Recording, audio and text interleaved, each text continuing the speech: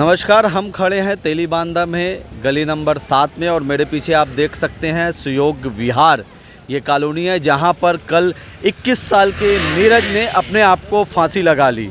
हम आपको बता दें कि नीरज ने जो लेटर लिखा है फांसी लगने से पहले, उसमें दो लोगों का मुख्य रूप से नाम आ रहा है, जिसमें बजाज आंटी और कमला आंटी का नाम है। आप मेरे पीछे ये कॉलोनी देख सकते हैं। हम आपको बता दें कि सूदखोरी और ब्याज के धंधे ने पिछले कुछ सालों में रायपुर के कई युवाओं ने खुदकुशी की है और कई परिवार बर्बाद हो चुके हैं। आइए देखते हैं इस पे विस्तृत रिपोर्ट।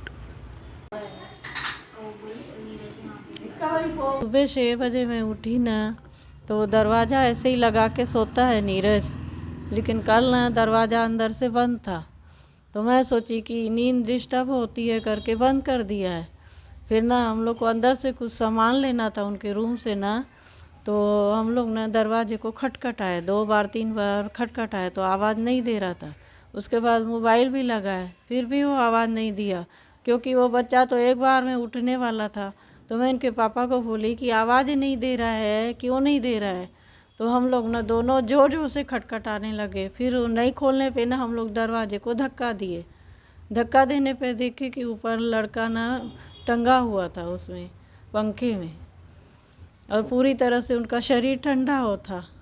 तो रात में ही उसने ये सब कर लिया था? जी, अब लग तो ऐसे ही रहा है, क्योंकि उनका शरीर पूरा काला पड़ गया था और ठंडा पड़ गया था। अच्छा, जब थोड़ी भी उम्मीद नहीं थी, उम्मीद रहती तो थोड़ी भी हम कुछ तो करते ना बच्चे के लिए। सोमवार की रात जब वो आया था तो कुछ टेंशन में था क्या दुकान से जब आया था? नहीं, ऐसे तो और कुछ नहीं बताया, इतना ही बताया कि मम्मी ये बजाज आंटी बोल रही थी सुबह पैसे के लिए, तो कैसे करना है। तो मैं बोली कर देंगे बच्चा, कर देंगे। तो बोला है कि वो बोली है मेरे को अगर 15 तारीख तक नहीं दोगे तो फिर अब वो सोचना करके उसको धमकी दी थी कुछ, इतना भर मेरे को बताया था। फिर वो चला गया, टिफ़िन रख के चला गया। उसके बाद ना फिर 10:30 बजे आया घर। तो आने के बाद मैं बोली नीरज खाना परोसूं, तो बोला नहीं अभी नहीं खाऊंगा मम्मी, मैं बाद में निकाल के खा लूँगा, अब भले सो जाओ। तो मैं लेट गई, ऐसे ही टीवी देख रहे थे। उसके बाद ना वो अंदर रूम में ही था। फिर आधा घंटा करीबन बैठा होगा रूम में, उसके बाद फिर बाहर निकला है, दोस्ती यारी में बात किया है, नीचे जाके बात किया है सबसे, सभी लोग बोल रहे हैं अच्छे से बात किया है हम लोग के साथ। उसके बाद वो लड़का आया है कितने समय, सर मेरे को भी न, थक जाती हूँ दिन भर काम करके, नींद आ गई थी। तो उसके बाद न अब वो दरवाज़ा कब बंद किया क्या किया पता नहीं चला हम लोग को। ये आप लोग का कब का लेन देन का क्या मामला है आपका? सर करीबन तो ये 10-15 साल पहले की बात है। 15 साल से ये सिलसिला चलता आ रहा है। 1.5 लाख लिए थे हम लोग, 1.5 ही लाख लिए थे। फिर उसमें से 10-10 हज़ार जोड़ के 2 लाख कर दी। फिर ऐसे ही चक्रवृद्धि ब्याज के ऊपर ब्याज, ब्याज के ऊपर ब्याज जोड़ती आ रही है। आज 15 सालों से हमारा कर्जा वो ख़त्म नहीं हो रहा है, फिर भी हम लोग उनको दे ही रहे थे। बस इतना कहना था कि कि बच्चों को कुछ भी आप परेशान मत दो, उनको टेंशन मत दो। काम वाले बच्चे हैं सर, दिन भर मेहनत करते हैं। तो मेरा कहना था कि मैं दूंगी मेहनत करके, मेरे बच्चे भी मेहनती थे, वो भी ईमानदारी से हम मेरे को ही ला के देते थे, हम उसी को ही देते थे। फिर भी वो न कमला रच्चदानी मानती थी और न ये बजाज, सविता बजाज मानती थी। जब बच्चे जाएं काम में, न जहाँ देखे उसको हर बार परेशान करना, टॉर्चर करना, बच्चा दिमाग में ले लिया करके। जो कमाए सब उसी को कर्जी को दे दे तो खाए क्या घर में। मांग मांग के खाती है तो इतना कर्जा चढ़ गया है, नहीं कहाँ से लाए, कौन देगा इतना उधारी। कोई तो नहीं दे सकता है उधारी, किसी से भी 100 भी मांग तो कोई देता है। देने वाला नहीं है, लेने वाला है आजकल सब। कोई सबका मतलब का साथी है, कोई किसी का नहीं है बाबा, कोई किसी का नहीं है। आपका जो नवासा था वो कैसा था, उसका आचार व्यवहार? वो मेरा बेटा अच्छा था, बिल्कुल सुंदर था, बिल्कुल मेरे को कुछ नहीं कहता था। हाँ हाँ हाँ, उसी की पहचान दुनिया से हुई। काल तो कितनी पब्लिक निकली, जो बारात निकली थी शादी की, इतनी तो पब्लिक निकली। उसी की राह ही रसाई है, तभी तो निकली है नहीं। मेरा बेटा सुंदर था, अच्छा था, बिल्कुल उसी का व्यवहार अच्छा था, उठनी में नहीं बल्कि उसी की बिल्कुल अच्छी थी। अभी तो मेरे से भूलता ही नहीं है, मैं बोलती हूँ मेरे साथ में बैठा है, नानी तुम्हारे को दुखी नहीं करूँगी, नानी तुम्हारे को दुखी नहीं करूँगी। ऐसे सुंदर लड़का था।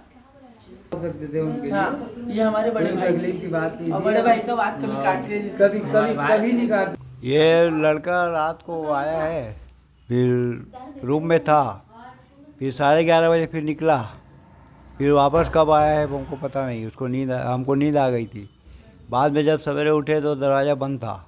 जब खटखटाया तो खुल गया दरवाज़ा, देखे तो पूरा लटका हुआ था फांसी। फिर उसको नीचे उतारे और ये वो कर्जे वाले उसको तंग कर रहे हैं। 30,000 बोले देना है, किसी को बोल रहे हैं अपनी माँ को कल की।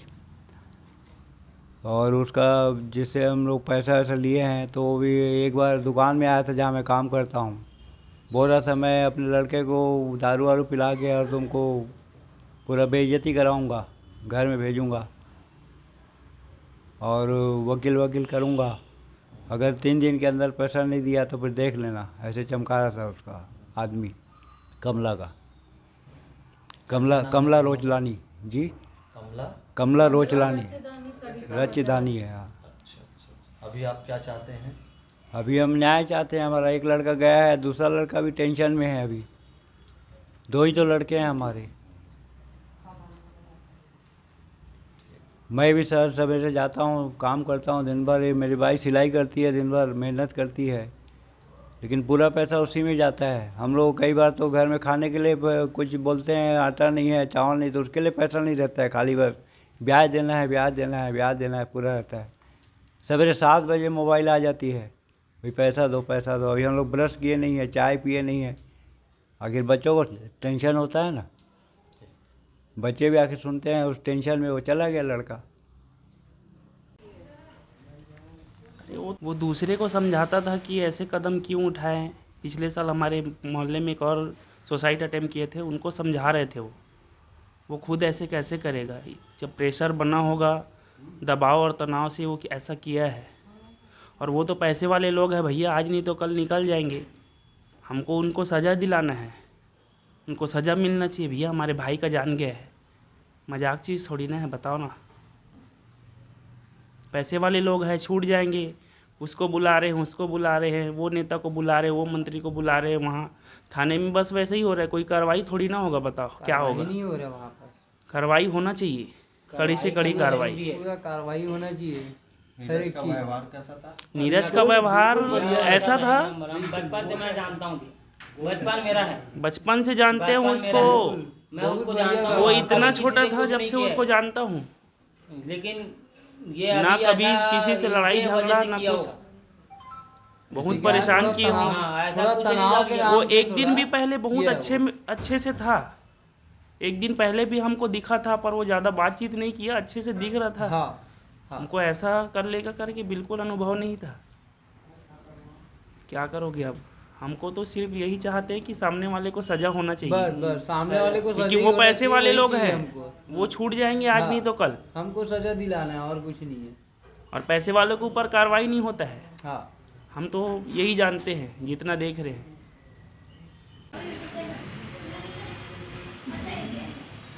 सर करीबन तो ये 10-15 साल पहले की बात है। 15 साल से ये सिलसिला चलता आ रहा है। 1.5 लाख लिए थे हम लोग, 1.5 ही लाख लिए थे। फिर उसमें से 10-10 हज़ार जोड़ के 2 लाख कर दी।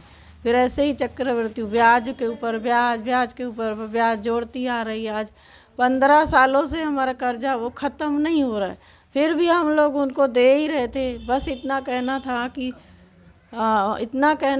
कि बच्चों को कुछ भी आप परेशान मत दो, उनको टेंशन मत दो। काम वाले बच्चे हैं सर, दिन भर मेहनत करते हैं। तो मेरा कहना था कि मैं दूंगी मेहनत करके। मेरे बच्चे भी मेहनती थे, वो भी ईमानदारी से हम मेरे को ही ला के देते थे, हम उसी को ही देते थे। फिर भी वो न कमला रचदानी मानती थी और न ये बजाज। सविता बजाज मानती थी। जब बच्चे जाएं काम में न जहाँ देखे उसको हर बार परेशान करना, टॉर्चर करना, बच्चा दिमाग में ले लिया करके 6-7 बजे से फ़ोन आना शुरू, और नहीं फ़ोन उठाते तो घर में आ जाते थे घुस के, फिर सोए रहते थे तो उनकी नींद डिस्टर्ब करते थे। बच्चे जवान हैं, मेहनती हैं, काम करते हैं सर, तो वो भी थोड़ा परेशान हो जाते थे ना कि आंटी क्या है करके। बहुत परेशान करते थे सर, और इतना भी मैं बोलती थी दीदी बार बार परेशान करते हो आप, बार बार मेरे घर में आके तंग करते हो, तो मैंने पुलिस में कंप्लेंट भी करूँगी, कैमरे में पूरा है। तो बोलते थे करना जाके, कुछ भी हमको नहीं कर सकती तू, धमकी देते थे हम लोग को।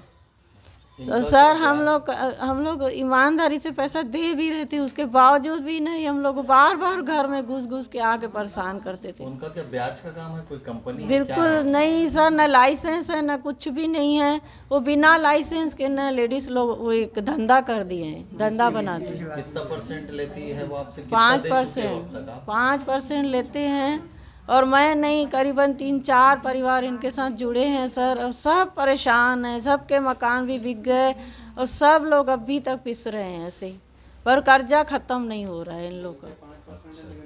कितने % पे देते हैं सर ब्याज? लेने के लिए तो 5% लेते हैं, लेकिन अगर हम लोग 15 तारीख बोल दिए तो 15 तारीख मान लो हमारे घर में पैसा नहीं आया, अगर फिर से बोलेंगे दीदी हम लोग 20 तारीख को देंगे, अभी हमारा पेमेंट नहीं आया है, जब पैसा नहीं आया, तो बोले पहले तो झगड़ा करना जानबूझ के शुरू करते थे, उसके बाद फिर वो पैसे का ब्याज जोड़ देते थे।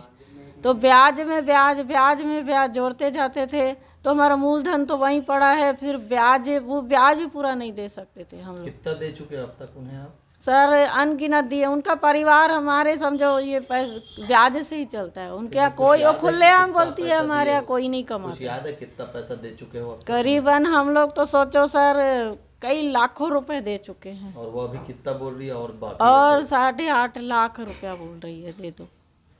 तो अभी आप क्या न्याय की मांग कर रहे हैं? हम न्याय की मांग कर रहे हैं सर, एक तो वो जो हमें परेशान कर रहे हैं वो परेशानी से हमको मुक्ति मिले, हमारे घर में ना है, हमको परेशान ना करे, और वो हमारे बच्चे को जो किया है ना उसको न्याय चाहिए, और कर्जे से भी हमको मुक्ति चाहिए सर। अब हम थक गए हैं, बहुत कमज़ोर हो चुके हैं सर, हमारी भी 50 साल उम्र हो चुकी है, मेहनत हम नहीं कर सकते इतना सर कि इनका पैसा ख़त्म ही नहीं होगा ज़िंदगी भर सर, इतना न्याय चाहते हैं हम लोग। तो सबसे बड़ी बात है तो मेरा कीमती सामान जो मेरा बच्चा करोड़ों का गया है वो तो मेरा वापस आएगा नहीं, सबसे बड़ी बात।